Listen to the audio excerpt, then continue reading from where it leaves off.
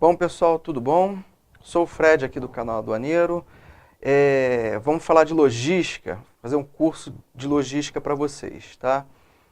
Falar um pouquinho das minhas credenciais. Sou professor do canal Aduaneiro, aqui no Rio de Janeiro, em Vitória.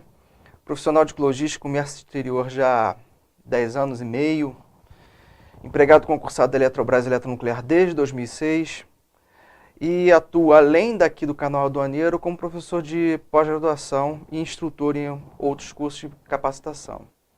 Também sou formado em Administração de Empresas pela Universidade Federal do Rio de Janeiro e eu fiz MBA em Comércio Exterior e Negócios Internacionais na Fundação Getúlio Vargas. Por enquanto, estou fazendo uma pós-graduação em Marketing Digital, porque as vendas pela internet é o que inicia um processo de internacionalização, por isso que eu me interessei por esse curso. Meu contato por e-mail, pessoal, contato do LinkedIn, se vocês precisarem fazer contato comigo. O objetivo desse curso, pessoal, é gerar conhecimento sobre logística, com uma abordagem voltada para logística, transporte, carga e custo logístico. É que esse curso ele é dividido em várias etapas. Aqui a gente vai estar falando da parte inicial, que é o que é logística. A gente vai conceituar a logística, tá? Então vamos começar aqui, pessoal, com a primeira parte, que é entendendo do curso, entendendo a logística, que são os conceitos iniciais. Vamos começar falando, povo, o mundo que a gente está inserido, galera, tá? Nós tivemos 2 guerras mundiais única e exclusivamente por motivos econômicos, tá? E ao fim, ou melhor, antes de terminar a Segunda Guerra Mundial, as nações aliadas já sabiam que iam ganhar a guerra, não sabiam quando nem como, mas sabiam que iam ganhar a guerra e precisaram pensar uma coisa. Nós estamos num momento de quebra da paz mundial. E no momento que estivermos de volta à paz mundial, temos que ter alguns mecanismos que regulem a economia mundial. E aí foram criados alguns organismos internacionais. Esses organismos foram pensados e discutidos numa reunião nos Estados Unidos chamada Bretton Woods, tá? Nessa reunião foi pensada toda a organização da política mundial também, porque óbvio que um processo econômico ele tem que passar antes por um processo político. Então criou-se alguns organismos para gerenciar a economia e a política mundial de forma a gerenciar a paz e também reconstruir os países que estavam destruídos pela guerra. Então, galera, a gente entra no que se chama a primeira fase da globalização. Se a gente for pensar bem em termos históricos, tá? A globalização ela é muito, muito antiga. Veja vocês que as nações sempre comerciaram entre si, sempre houve comércio internacional, sempre houve trânsito de mercadorias. Só que do final da Segunda Guerra para cá, a coisa tomou um vulto enorme. Então, nessa primeira fase, logo do pós-guerra, que eu estou chamando para vocês de primeira fase da globalização, tá? A gente começa a ver a criação de um mercado financeiro global. Tá? Porque você começa a pensar na reconstrução de todos os países que estão devastados, notadamente na Europa, o Japão, parte até da China. E quem capitaneia tudo isso é os Estados Unidos da América. E é ele quem vai fazer um dos maiores investimentos na reconstrução dos países europeus, inclusive da União Soviética, tá, gente? Ele criou uma coisa chamada Plano Marshall e coloca bastante dinheiro na Europa, Estados Unidos. No Japão, ele já joga um dinheiro para reconstruir a indústria japonesa. Então, isso, na linguagem, no jargão de finanças internacionais, é chamado de investimento direto no estrangeiro. Porque você transfere capital do seu país para um outro país, montando fábricas, montando uma estrutura lá. E para essas transferências de capital, gente, precisou-se montar todo um sistema financeiro internacional. E aí você tem realmente o início do mercado financeiro global. Tá? É nesse momento também, no curso de Finanças Internacionais eu falo bastante sobre isso, que cria-se um chamado mercado de euromoedas, que é um mercado de dólares depositados em bancos estrangeiros. Quem administrava esse mercado melhor, quem administra até hoje esse mercado é a Inglaterra. Esse mercado serviu para os recebimentos da União Soviética e do bloco do leste europeu, do bloco comunista, nas transações comerciais com o resto do mundo, tá? Porque eles exportavam e importavam bens. Pra você ter uma ideia, a União Soviética exportava muito petróleo para os Estados Unidos. Os Estados Unidos compravam muito petróleo da União Soviética, tá? O lastro financeiro que eu coloco ali para vocês no slide, criado nessa época, é para você gerar empréstimos e financiamentos internacionais, de modo a reconstruir toda a economia europeia e japonesa. Entendeu, gente? Não foram só as empresas americanas que começaram a entrar no mercado europeu a essa época. Existiam empresas europeias, marcas já consolidadas, que precisavam de investimento para voltar a crescer no mercado. Sem contar a questão humanitária, porque você tinha uma gama enorme de pessoas para alimentar, uma gama enorme de mulheres viúvas, uma gama enorme de órfãos. Então, toda essa grana, esse dinheiro, passou por esse mercado internacional. Nesse momento, quem está mais habituado aí com logística internacional e com comércio internacional, é nesse momento que se formam a estrutura de pagamentos internacionais. Então, você que está aí no nosso curso, que é de logística internacional e de comércio exterior, conhece já bem o sistema de pagamentos internacionais, porque volta e meia você está operando nesse sistema. Então, toda essa estrutura, pessoal, financeira mundial, essa primeira parte da globalização é o forte dela, é a base de toda a estrutura do mercado internacional, vai começar no mercado financeiro internacional. E aí, pessoal, a gente entra na segunda fase da globalização, que foi muito próxima da primeira fase, que começa a se pensar na ideia de comércio entre as nações. E aí você para e pensa, poxa, você já tem um mercado financeiro internacional todo estruturado, um sistema de transferência de capital de um país para o outro já feito, um sistema de pagamento internacional já idealizado. Então, o que o mundo precisa agora? Liberalizar o comércio. Até porque, para fomentar o comércio entre as nações e você ter um crescimento econômico.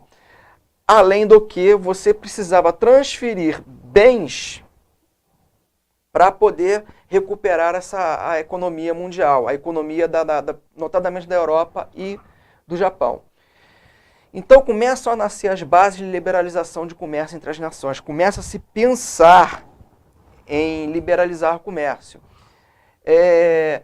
A ideia inicial ali em Bretton Woods era já criar, pessoal, uma organização que fosse responsável pelo comércio internacional.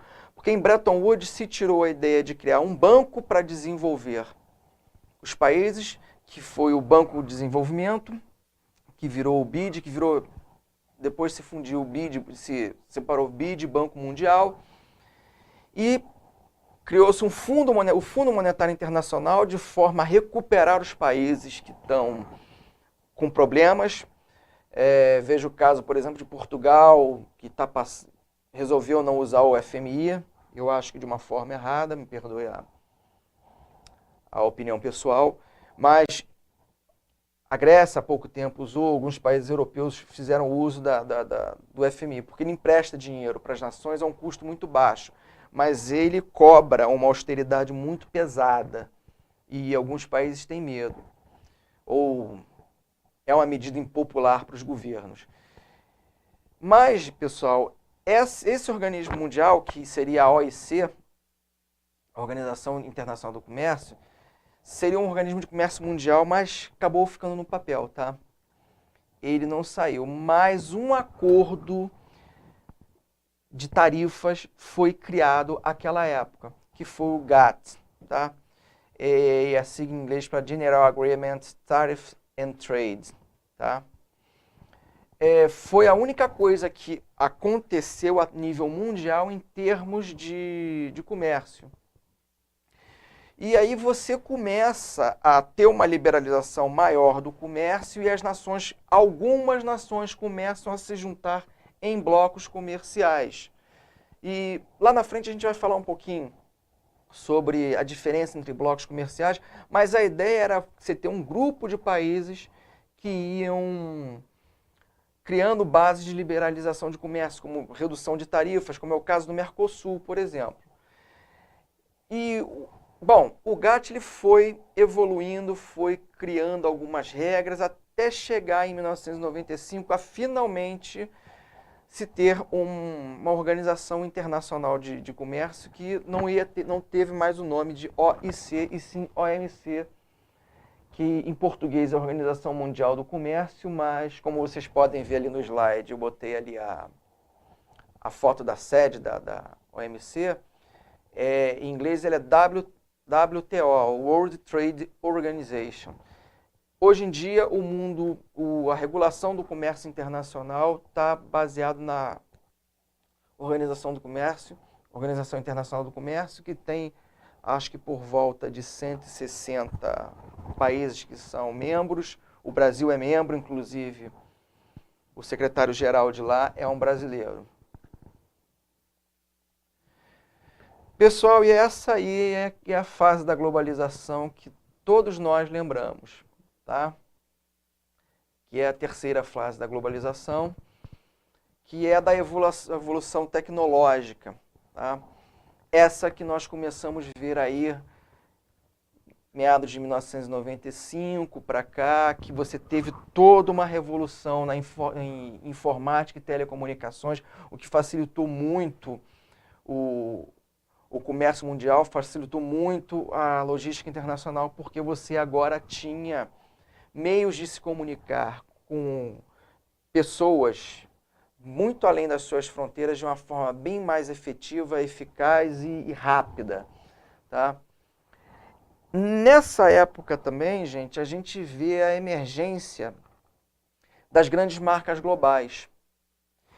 Esse processo das grandes marcas globais, gente, ele nasce lá no pós-guerra, tá? Ali a coisa começa a ficar mais forte porque as empresas começam a se internacionalizar muito porque a gente já começou a ter um mercado financeiro globalizado. E a coisa mais importante para o estudo da gente, pessoal, que aconteceu nesse período, foi uma ideia de um novo modo de produção. A produção que vocês já devem ter ouvido falar e que vai nos interessar muito em logística internacional, a produção mundial, aquela produção fragmentada, onde cada país, com a sua vantagem competitiva, produz parte de um produto, até que em um determinado país todas essas partes vão tomar uma forma, vão ter um assembly, que a gente chama no jargão, vão fazer a montagem final do produto e daí ele vai ser distribuído para o mundo inteiro. Tá? Eu vou fazer a leitura ali do que o ex-ministro Luiz Carlos Bresser Pereira colocou no livro dele, Globalização e Competição, para vocês terem uma ideia do impacto dessa revolução. Essa revolução tecnológica, ao tornar mais fácil a criação e a integração de mercados a nível global, promoveu, de um lado, um aumento da competição econômica internacional e, de outro lado, uma reorganização da produção, patrocinada pelas empresas multinacionais. Pessoal, não tem jeito, são as empresas multinacionais as maiores responsáveis pela logística internacional e pelo comércio internacional de bens. Bom, pessoal, como a gente falou agora ali de competição, na leitura do texto do ex-ministro Luiz Bresser Pereira, a competição hoje em dia está movimentando o mundo. As empresas precisam ser competitivas, porque só se ganha mercado quem é competitivo. Não tem meia conversa. Então, pessoal, a competição hoje, ela está focada numa ideia de redução de fronteiras. O que é isso? As empresas grandes, as empresas que operam no mercado internacional, elas não veem mais fronteiras. teu fornecedor de insumo pode estar em qualquer lugar no mundo. Ele não precisa necessariamente estar aqui no Brasil. Você é um produtor brasileiro, você não necessariamente precisa comprar um insumo dentro do mercado nacional. O mercado internacional pode te oferecer um insumo mais barato, mesmo com todos os custos que a gente conhece de importação, de logística internacional, você pode obter em mercados globais preços mais competitivos para matérias-primas, para máquinas, para equipamentos, para sobressalentes dessas máquinas e equipamentos. Então, pessoal, essa abertura de mercado, essa redução de tarifas, aquelas ideias que eu coloquei para vocês nas 3 fases de globalização, elas criaram uma competição muito grande entre empresas multinacionais. Por isso que cada vez mais as empresas estão exportando, estão fazendo vendas globais, porque isso foi fomentado com essa nova ideia de mundo, com quase sem fronteiras. Tá? A questão do investimento direto estrangeiro, as empresas montam unidades de produção ou de vendas em diversas partes do mundo para poder atender os seus mercados. E as importações, pessoal, que aqui no Brasil a importação ela é tratada como um filho feio, mas é quem de repente te garante uma melhoria num parque industrial, uma modernização na sua empresa, no seu negócio, pode te dar insumos mais baratos, você pode comprar matéria-prima mais barata, mundo afora. Então, pessoal, o mundo hoje, tá? O nosso mundo competitivo, você como empresário, como empregado de uma empresa nacional ou que esteja pensando em se internacionalizar, vocês têm que começar a olhar muito para o mercado internacional. Então, eu vou ler ele de novo a outra definição do ministro Luiz Carlos Bresser Pereira no seu livro Globalização e Competição. A globalização é a competição em nível mundial entre grandes empresas apoiadas por seus respectivos estados-nação. Pessoal, olha a importância que o ex-ministro colocou ali. O apoio do Estado, do país, às suas empresas, a que as suas empresas se internacionalizem, primeiro, é uma questão de crescimento econômico, porque melhora o balanço de pagamentos do país. Além de ser uma questão de relações internacionais, porque você tem parte do seu território, parte de uma marca do seu país em um outro território mundial. Entendeu, gente? Então, é uma vertente política e uma vertente econômica, que a expansão de uma empresa, a expansão de um negócio gera. Então, pessoal, falando aqui de competição, até no título que eu coloquei ali, competição quer dizer que vamos concorrer com o mundo, isso é possível? Vamos concorrer sim com o mundo, e isso é possível, inclusive, para empresas pequenas no Brasil, tá? Pessoal, esse mundo atual, a gente tem o IDE ampliado. IDE, pessoal, que está ali, é o investimento direto estrangeiro. É a sua empresa, é o seu negócio, investir no exterior. Pessoal, uma filial, um representante comercial, por exemplo, na Argentina, isso já é tido como investimento direto estrangeiro, tá? Uma fábrica da Hyundai que venha ser montada no Brasil é investimento direto estrangeiro dentro do país. Operações multinacionais, pessoal. Isso teve um aumento vertiginoso depois da Segunda Guerra Mundial. Então, se você tem operações multinacionais, operações fora do país de origem das empresas, é porque você pode adentrar outros mercados, você se tornou uma empresa competitiva, ou você está buscando meios de aumentar a sua competitividade com ganhos de escala. Atendimento às demandas dos principais mercados. Pessoal, o jogo do comércio internacional é esse. Às vezes o Brasil ele não tem interesse ou é competitivo em determinadas áreas. É melhor abandonar isso e buscar esse produto no mercado internacional do que ficar insistindo numa coisa que ele não é eficiente, não é competitivo no mundo. Por isso que as demandas internacionais elas aumentaram. os países começaram a entender e ver a lógica de mercado de quem é competitivo, quem não é, onde se pode competir e onde não pode. Então, se você quer fabricar determinado bem no seu país e você não é competitivo, é melhor você partir para um outro projeto que lhe dê mais competitividade e importar aquilo que lhe chega com preço melhor de outro país. Tudo isso, pessoal, se deve muito ao sucesso com a redução de tarifas propostas pelo GATT, tá? No Acordo Geral de Redução de Comércio e Tarifas, que eu falei para vocês agora rapidinho ali em cima. Ele reduziu as tarifas no mundo de uma forma violenta desde o fim da Segunda Guerra para cá. Pessoal, só para colocar vocês por dentro, quando a gente fala em tarifa, pessoal que não está muito aí, ó, chegada a comércio internacional, tarifa é imposto de importação, tá? Você reduziu o imposto de importação, o comércio foi fomentado e a economia de alguns países cresceu. Lhes dou exemplo de Hong Kong e Singapura, que praticamente a tarifa deles de importação é zero. E são países altamente competitivos, tá?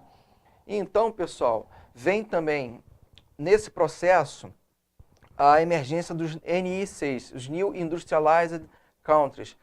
Países como o Brasil, notadamente o pessoal dos BRICS, tá?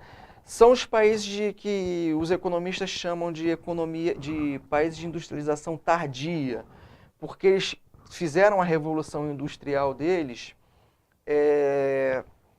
praticamente no pós-guerra ou ali no entre-guerras. Para vocês terem uma noção, em 1930, Getúlio Vargas ele acaba com a política do café com leite no Brasil e faz a Revolução de 30. Imediatamente, Getúlio Vargas começa a mudar a cara do Brasil para um país agrário para um país industrial. E a coisa que ele mais investiu naquela época, ou melhor, ele pediu investimentos no exterior, ninguém se interessou, então o governo próprio começou a entrar em indústria de base, siderurgia principalmente, tá? E aí nasceram as grandes empresas siderúrgicas. Depois do pós-guerra, que aí o Getúlio Vargas voltou, ele ficou de 30 a 45 como governante do Brasil, de forma ditatorial, dando golpe nele mesmo e por aí vai. Mas nos anos 50 ele volta eleito pelo povo. E aí ele entra numa outra fase de industrialização que é energia, petróleo, que isso vai culminar na outra fase de industrialização que foi do governo JK, que os economistas chamam de substituição de importações, aí que vem toda a indústria automobilística para o Brasil. A gente está gravando esse vídeo aqui em São Paulo e aí vocês podem olhar, quem estiver em qualquer parte do Brasil, que esse processo de nova industrialização no Brasil foi muito forte aqui em São Paulo, não é à toa que é o estado mais rico da federação. Então, esse novo momento da industrialização no mundo, ele também é marcado pela ida de multinacionais para alguns países e gerando crescimento econômico nesses países. É o caso aqui do Brasil, a gente tem a Volkswagen aqui no ABC Paulista e por aí vai. Então, pessoal, nesse processo de competição mundial, a gente tem um novo padrão industrial. É o da descentralização de produção. Por quê? Como eu falei com vocês agora há pouco, o ideal para se tornar competitivo no mundo é você mapear aonde a parte de sua produção pode ser produzida de forma mais competitiva, mais barato, tá, gente? Com valor agregado maior, mas com custos menores. Isso é você ser competitivo. Então, hoje, você não cria, monta e distribui todo o produto só ali na sua casinha, não. Você tem a sua produção toda fragmentada pelo mundo. Esse processo tem um nome, nesse curso a gente vai falar disso. Lá na frente eu vou abrir mais o conceito disso para vocês. Mas esse processo de descentralização da produção e segmentação, que a gente chama de produção, na concepção do produto, ele deu a oportunidade de vários países diferentes entrarem dentro de um único processo produtivo. Olha que loucura, gente. Tá? Para você montar um avião, você tem partes de várias partes do mundo. E, notadamente, você tem a boa parte dessas fábricas de insumos ou de montagem final em New Industrialized Countries, tá?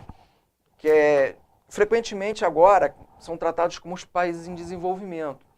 E a gente tem um grupo muito especial de países em desenvolvimento, que são as fronteiras de crescimento do mundo, as tidas nações emergentes, que são os BRICS. Tá? É um grupo de países com características muito peculiares, tá? Notadamente renda média, uma população jovem muito grande, estão ali, por ser de renda média, estão ali na intermediária de custos de produção, e o nosso querido país está nesse grupo. Tá? Esse grupo é formado pelo Brasil, Rússia, Índia, China e África do Sul. Essa ali é de South Africa, porque a sigla é em inglês. Tá bom, pessoal? Então, parte dessa produção de primeiro mundo descentralizada é feita nesses países e, por isso, há um bom tempo as multinacionais têm investido bastante nesses países. Além do que, eles são muito atrativos para essas multinacionais porque são mercados consumidores enormes. Tá? Então, pessoal, no slide anterior eu estava falando da produção descentralizada. Esse aí, pessoal, é o tal do conceito técnico para essa produção descentralizada. As chamadas cadeias globais de valor. Eu vou ler aqui a tradução que eu fiz do livro do René Hernandes, tá? Global Value Chains and World Trade.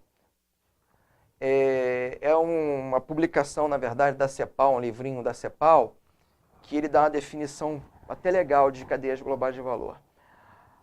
E a gente ainda vai falar muito de cadeias globais de valor aqui. Tá?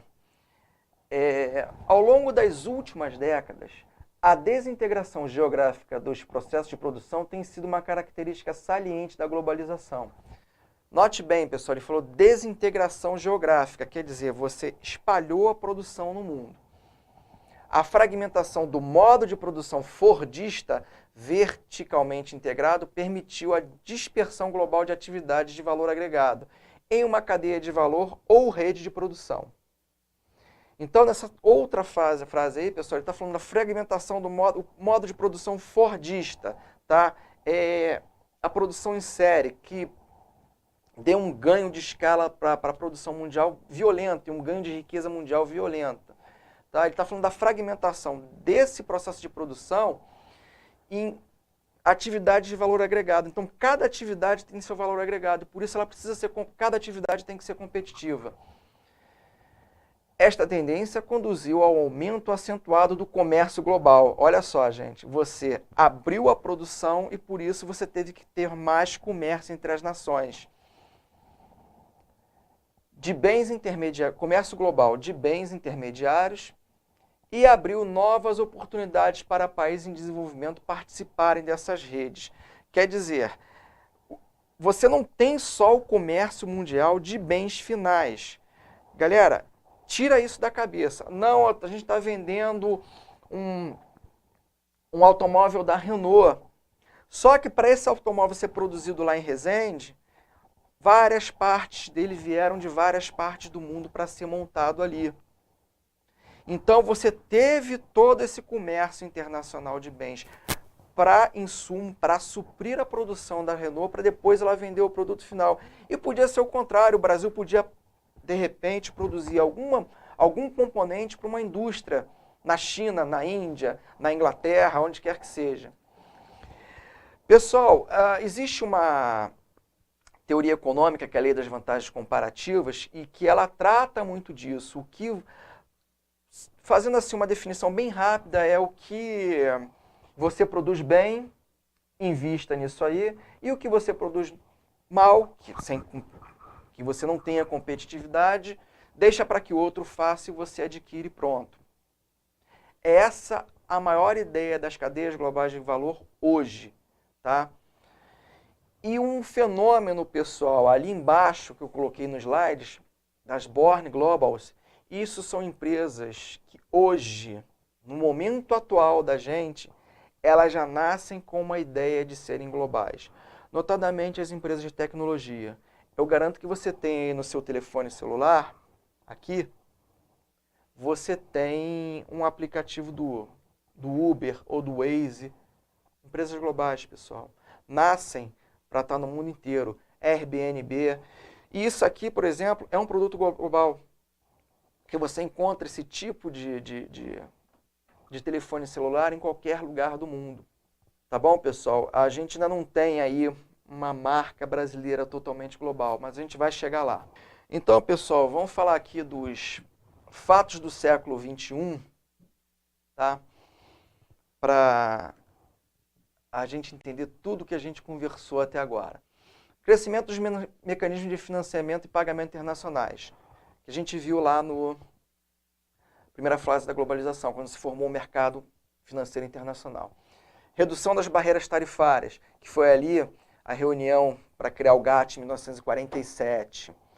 Formação de blocos econômicos. Emergência das multinacionais e a produção fragmentada, que são as cadeias globais de valor. Então, pessoal, vocês devem estar se perguntando até agora, pô, esse cara está falando aí, esse professor está falando aí de globalização, de BRICS, de Segunda Guerra Mundial, mas o curso não é de logística? É. Mas se você tem uma produção fragmentada, um aumento de comércio internacional, como é que você movimenta todas essas cargas e serviços pelo mundo? Como é que você tem relacionamentos com o teu fornecedor, com o teu mercado final, com o teu mercado consumidor? Porque a logística ela vai pegar tudo isso. Desde a compra do insumo, das máquinas, equipamentos, sobressalentes, até você entregar o seu produto final no ponto de venda. Então, pessoal, primeiro papo da gente aqui, tá? Logística internacional e comércio internacional são casados para sempre. Você negocia um bem, um insumo de produção para a sua empresa na China, tem contato com o fornecedor, faz o seu contrato internacional de compra e venda e faz a remessa de, digamos aí, se fosse um pagamento 40, 60, faz remessa de 40%. Você usa a sua área de compras internacionais, sua área de finanças internacionais, sua área de logística internacional vai entrar no jogo, porque esse teu contrato de compra e venda, de repente, ele é FOB. Entrega ele no porto. E aí você vai ter que carregar, fazer o transporte internacional que está ali para o Brasil. Depois você... Ou seja, para você ter o seu bem, você vai fazer uso de alguns serviços dentro do comércio internacional do qual você também está inserido. Porque se você está comprando no exterior e está importando e exportando, você está dentro do comércio internacional. Então, pessoal, a logística internacional vai estar ali ligadinha com o comércio mundial, com os transportes internacionais, com as movimentações internacionais de bens e com essa produção fragmentada mundial. Pessoal, coloquei para vocês uma ideia de cadeia global de valor, para vocês terem isso aí no slide quando vocês fizerem as suas aulas, tá? Como é que ela se forma? Você tem ali em cima, botei em inglês, peço desculpas a vocês, mas eu vou dando uma força aqui para quem ainda não fala. Estuda inglês, hein, quem está no comércio internacional e na logística internacional. Pesquisa e desenvolvimento, a formação da marca, design. Esse é o conceito do produto. Então, não quer dizer que você fez isso no Brasil. De repente, você comprou parte desses serviços fora do país. Tá? Depois vem o processo de fabricação. Aí você entra com matérias-primas para poder você fazer o seu bem, para você produzir o seu bem. O processo de montagem, óbvio. Tá? Você está ali no meio do gráfico. E estando o produto pronto, você entra com a logística, que é a distribuição, com marketing e compras. Pessoal, nessa cadeia global de valor, as atividades, vocês podem perceber ali que a atividade com maior valor agregado estão nas pontas, né? Por isso que esse gráfico ele parece um sorriso. Eu não vou falar aqui no termo matemático, é uma parábola, porque fica chato, né? Vamos botar um sorriso, tá? Então, as áreas onde tem o maior valor agregado ali é na concepção do produto e na logística. Pessoal, guarde a informação de maior valor agregado ali na logística, tá? À frente a gente conversa também sobre isso. Aqui eu coloquei um vídeo para quem está no... para vocês darem uma olhada com o link. E aqui eu fiz um resumo do que a gente aprendeu, da questão do gerenciamento da paz, estabilidade financeira e monetária mundial, a criação de organismos mundiais, formação de mercado financeiro global, mecanismos de facilitação do comércio mundial, a evolução tecnológica, a competição global, novo paradigma de produção global e cadeias globais de valor. É nesse ambiente, galera, que a gente está inserido aí, que a logística hoje em dia está inserida. O ambiente propício ao aumento da movimentação de insumos de produção, materiais e produtos acabados. Logística internacional ampliada ao longo do século XXI. Lá atrás, quando ela começou, era só um esforço de guerra. E agora, pessoal, é um esforço de competição entre nações e empresas. Qual a dedução lógica do que aprendemos? A reconstrução dos países, aliada a um esforço para estabilizar a economia mundial e fomentar o aumento do comércio entre as nações, ampliou de maneira significativa a industrialização e a riqueza dos países. Tais fatos, em primeiro momento, aumentaram as trocas entre as nações e, consequentemente, a necessidade da logística de materiais. Em um segundo momento, a riqueza gerada pelo aumento do comércio mundial foi transferida a países de terceiro mundo, criando novos polos industriais. O Brasil viu isso em 1950. Houve, então, um novo ciclo de aumento de movimentação de insumos e produção. Você estava no norte, a produção praticamente desceu para o sul e você veio junto com ela um aumento do comércio mundial e o aumento de logística. E, por fim, a produção mundial se descentraliza. Nascem as cadeias globais de valor. Com isso, o fluxo de insumos, mercadorias, produtos se amplia, bem como os mercados mundiais tornam-se mais maduros e competitivos. A tecnologia se desenvolve de forma inimaginável. Há um novo ciclo de desenvolvimento logístico no planeta. Aqui, pessoal, eu botei documentos para vocês darem uma olhada. Dê uma lidinha aí quando vocês estiverem deitados na cama, na hora de dormir. Tá? Um fala sobre cadeias globais de valor, que é do Centro Brasileiro de Relações Internacionais, e o outro da FUNAG, falando sobre a instituição do Bretton Woods. Então, pessoal, terminamos aqui a primeira parte do nosso curso de Introdução à Logística. Daqui a pouco a gente volta com mais um módulo do curso.